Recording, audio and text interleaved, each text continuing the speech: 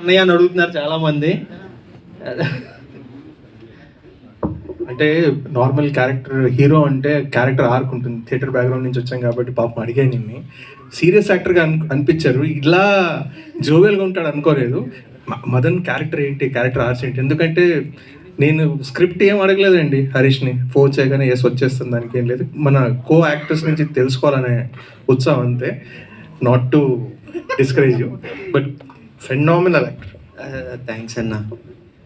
So ఇంకా విక్కీ కానివ్వచ్చు, కిరీటి అన్న కావచ్చు, మన హరిబ్రో కానివ్వచ్చు, అందరూ వాళ్ళు 100% ఎఫర్ట్స్ పెట్టారు. మా ఫాదర్ కూడా, అంటే మా ఫాదర్ కాదండి, సోనియా ఫాదర్. అండ్ లేదండి, అటు ఇటు బాగానే దాక్కున్నాను నేను, మీరేం పట్టుకోలేపారు. వచ్చేస్తే ఈటీవీ వాళ్ళని అడగండి, 2.5 లక్షలు, మాకు సంబంధం లేదు. ఇంకా ఆ 20 ప్రాజెక్ట్స్ ఏదైతే ఉన్నారో అందులో నేను కూడా ఉండాలని మనస్ఫూర్తిగా మళ్ళీ కోరుకుంటున్నాను. దానికి ఏదో ఒకటి చెప్పండి, మరి నెక్స్ట్ స్క్రిప్ట్ పట్టుకొని వస్తాం. అండ్ మా ఎడిటర్ గారు అసలు అందరూ వాళ్ళ 100% ఎఫర్ట్స్ పెట్టారు. ఇంకా సోనియా గురించి అంటే పర్టికులర్గా మాట్లాడాల్సిన అవసరం లేదు, మీ అందరికీ తెలిసిందే. మాట్లాడచ్చు కదా,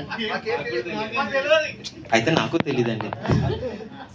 సో యా, తను ఉంది కాబట్టే ఏదో రియల్ లైఫ్ కపుల్ అని కాదు, ఆ కెమిస్ట్రీ బాగా వర్కౌట్ అయింది. అంటే సోనియా చేసింది కాబట్టి ఇంకొంచెం ఫ్రీగా నేను నా ఎఫర్ట్స్ పెట్టగలిగాను. So thank you very much. ఇలానే మిగిలిన ప్రాజెక్ట్స్కి కూడా నాకు సపోర్ట్ ఇవ్వాలని మనస్ఫూర్తిగా కోరుకుంటున్నాను. అండ్ ఫైనల్గా మా పేరెంట్స్ నేను థ్యాంక్ యూ చెప్పాలండి. వాళ్ళ సపోర్ట్ లేకపోతే నేను ఈరోజు ఇక్కడ ఉండేవాడిని కాదు. అటు ఫైనాన్షియల్గా కావచ్చు, అటు మెంటల్గా కావచ్చు, ప్రతిసారి నన్ను బ్యాక్ చేసుకుంటూ వచ్చారు. వాళ్ళ రోల్ ఇప్పుడు సోనియా తీసుకుంది. So yeah, thank you so much.